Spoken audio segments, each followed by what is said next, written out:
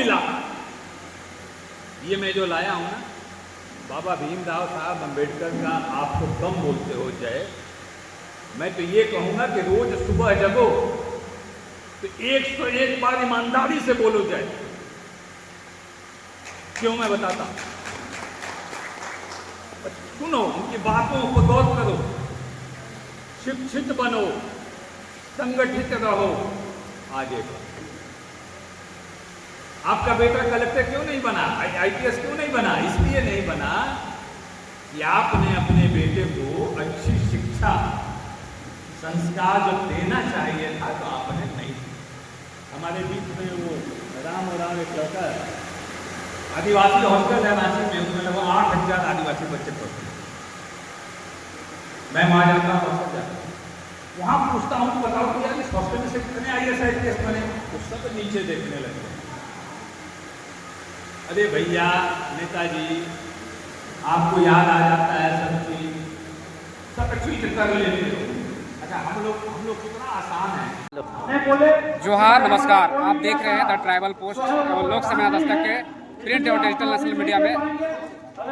इस वक्त मौजूद हैं बरकाकाना CCL सामुदायिक भवन में और आज ST SC BC के द्वारा सम्मेलन किया जा रहा है। यहाँ पर CCL के पूर्व CMD जो है पहुँचे हुए हैं, गोपाल सिंह साहब, और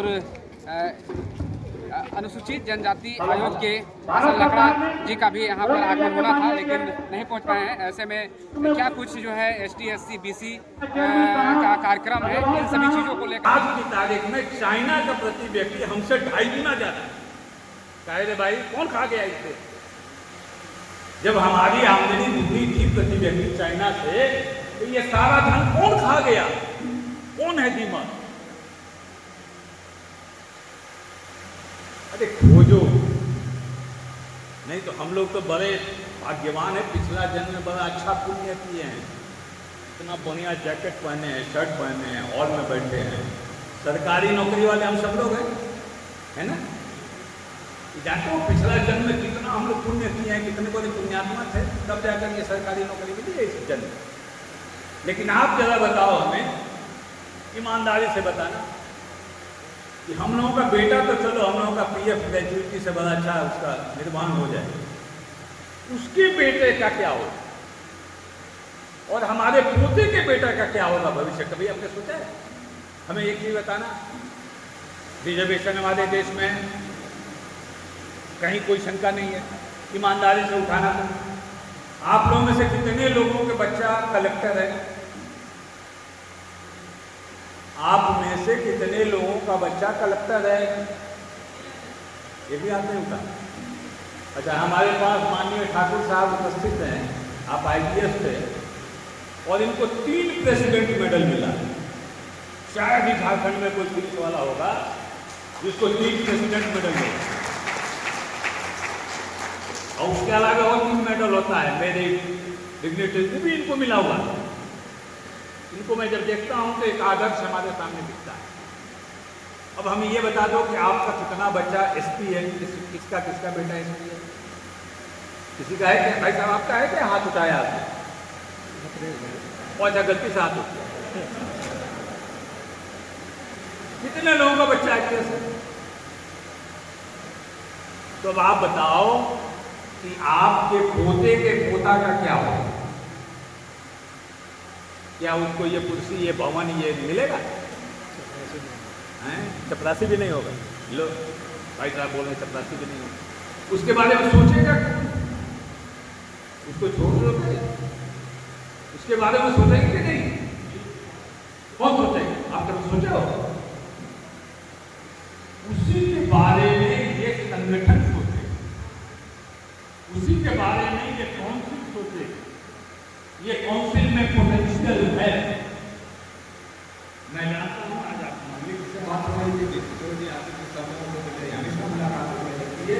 ये क्षमता इस काउंसिल में है, इसलिए मैं कह रहा हूँ कि देश के कोने कोने तक फैलो। और ये एक संगठन है जो SC ST OBC अन्य सबको मिला।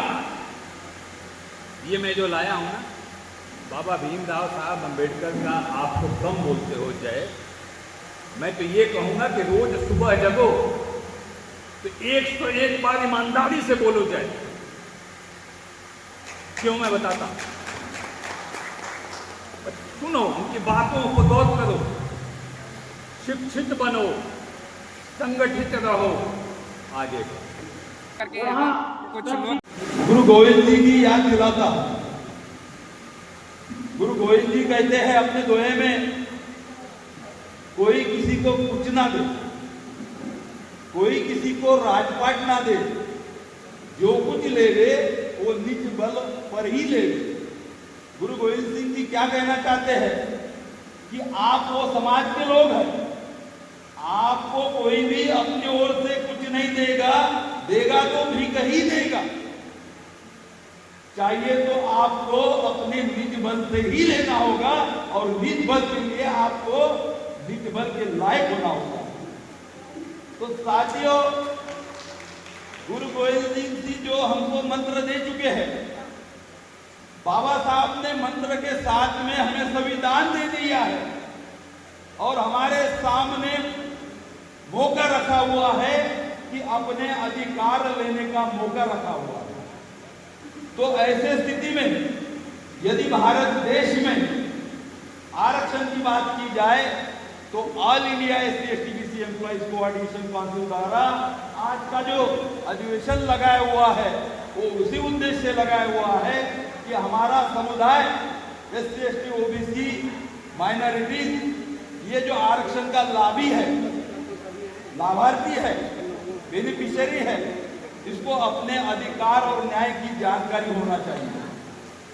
साथियों, आप लोगों को कुछ जानकारी देना चाहता हूं एज एडवोकेट होने के नाते और इस काउंसिल का पूरे देश का सेक्रेटरी जनरल होने के कारण और साथ में कोल इंडिया का महामंत्री होने के कारण ये जानकारी देना चाहता हूं कि आपको मालूम है फिलहाल में एक मसला बहुत जम से चल रहा है और वो ये मसला है कि भारत देश में ST/ST का वर्गीकरण की बात क्रिमिनल की बात है। भारत देश में वर्गीकरण इससे पहले कब किया गया? भारत देश में क्रिमिनल इसके पहले OBC को आरक्षण नहीं था। आपको पता रहना चाहिए OBC का आरक्षण भी देने का काम बाबा साहब ने किया हुआ है, SC/ST का आरक्षण देने का काम भी बाबा साहब ने किया हुआ है, लेकिन बाबा साहब को मंत्रिमंडल से रिजाइन देना पड़ा जब OBC का रिजर्वेशन सरकार ने लागू नहीं किया। रिजाइन देने के बाद में बाबा साहब ने उसको चलाया, उसके बाद में उसका आयोग बना, आयोग बनने के बाद में भी कोई फायदा नहीं हुआ।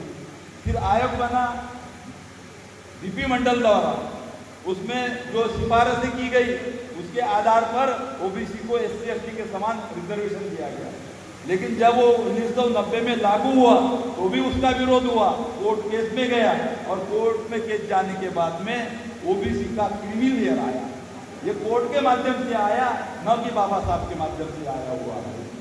यानी बाबा साहब आर्थिकता पर कोई भी रिजर्वेशन नहीं चाहते थे, लेकिन OBC का रिजर्वेशन ये बाबा साहब ने जो दिया हुआ था वो था सामाजिक पिछड़ापन और शैक्षणिक पिछड़ापन, न कि आर्थिक पिछड़ापन, और इसी आधार पर OBC को रिजर्वेशन मिला था। लेकिन हम आगे में देखते हैं कि 1993 में OBC को रिजर्वेशन लागू हुआ, SC/ST का रिजर्वेशन रहा। 1993 में यहाँ पे SC के लोग जो है, जो अपने लोग हैं, वो यहाँ पे 15% रिजर्वेशन लेते थे, जो अपने ST के लोग हैं वो 7.5% रिजर्वेशन लेते थे और उसके साथ में OBC को 27% का रिजर्वेशन प्राप्त हुआ। ऐसे 50% का रिजर्वेशन हम SC/ST/OBC को लागू हुआ, लेकिन हम देखते हैं कि कोर्ट के माध्यम से या और किसी माध्यम से हमारे समुदाय के ऊपर बार बार अन्याय अत्याचार किया जाता है, जो कि रिजर्वेशन हमारा हक और अधिकार है, कोई भीख नहीं है, कोई भीख नहीं है। मैं आपको आगाह करना चाहता हूँ, आज की जो वर्गीकरण की क्रिमिनल की जो लड़ाई है, ये लड़ाई हमारे इसकी नींव डालने का काम 1995 में किया गया। 1995 में Sabharwal versus state of Punjab का केस कोर्ट में गया और कोर्ट में जाने के बाद में सुप्रीम कोर्ट में जाने के बाद में सुप्रीम कोर्ट के सामने उस समय की केंद्र की सरकार द्वारा रिपोर्ट प्रस्तुत की। क्या रिपोर्ट प्रस्तुत की? केंद्र की सरकार उस समय बोलती है हमारे पास में जो आंकड़े हैं, जो फिगर है, वो ऐसे है कि यहाँ का जो एसटी का समुदाय है वो 16% भरा हुआ। यहाँ का जो एसटी है, आदिवासी है, ये 7.5% भरा हुआ, 8% भरा हुआ है। 7.5% रिजर्वेशन है, 8% भरा हुआ है। फिर उसके बाद में जो ओबीसी है, जिसको अभी अभी रिजर्वेशन लागू हुआ है, ये रिजर्वेशन जो है वो 12% भरा हुआ है। केंद्र सरकार की उस समय की जो फिगर थे ये सब सेल झूठ थे, ये सब सेल झूठ थे। मैं अपनी ओर से नहीं कह रहा हूँ, मैं उसका ज्ञाता जानता हूँ। जब मैं पढ़ता हूँ तो 1999 से आगे बढ़ता हूँ 2002 और जब 2019 में आता हूँ फिर सुप्रीम कोर्ट में ऐसे बहुत सारी केसेस जाते रहती है तो सुप्रीम कोर्ट में केस चली गई और जाने के बाद में सुप्रीम कोर्ट के सामने जब सवाल आया कि एसटी का रिजर्वेशन कितना भरा हुआ है, एसटी का रिजर्वेशन कितना भरा हुआ है, वो कितना भरा हुआ है, तो केंद्र की सरकार अपयश हो गई, फेल हो गई। और फेल होने के कारण सुप्रीम कोर्ट ने निर्णय दिया कि भाई हमारे पास में अप्रिशिएट डाटा अवेलेबल नहीं है, इसी कारण SC/ST का रिजर्वेशन पूर्व की तरह जारी रहेगा। क्यों ऐसी बात हो गई? इस कारण हो गई कि पूर्व के सरकार ने जो फिगर दिए थे वो गलत दिए थे और आपके समय उसको दुरुस्त करना अभी के सरकार के लिए कठिन हो गया है, क्योंकि पूर्व के सरकार ने जो फिगर दिए थे वो गलत थे। SC का रिजर्वेशन कभी भी 16% भरा हुआ नहीं है, ST का रिजर्वेशन कभी भी 8% भरा हुआ नहीं है, ओबीसी का रिजर्वेशन आज तक 12% भरा हुआ नहीं। तो इतना बड़ा कुटाराघात हुआ और उस कुटाराघात के बाद में जब कोर्ट में केसेस जाना चालू हो गए तो सुप्रीम कोर्ट की भी हालत खराब हो गई कि निर्णय क्या दे। इधर से जाए तो मुंह के बल देंगे और इसलिए उन्होंने इस पर एक नया मोड़ लाया कि SC/ST का वर्गीकरण कर दो, SC/ST में फीमेल लेयर लगा दो, जो ज़्यादा अच्छा बेनिफिट लिए है उनको बाजू में कर दो, जो कम बेनिफिट लिए है उनको आगे बढ़ाओ। SC में भी यही ऐसा करने की जरूरत क्यों पड़ी? इस कारण करने की जरूरत पड़ी है केंद्र में बैठी हुई सरकारों को, इस कारण करने की जरूरत पड़ी है पूर्व की सरकारों को, क्योंकि उनको मालूम है ये यदि बढ़ रहे हैं तो रिजर्वेशन के कारण बढ़ रहे हैं और हाल ही ये SC/ST काउंसिल जो है ये रिजर्वेशन का मैटर सरकार के सामने बार बार रख रही है। आप लोगों को बता दूं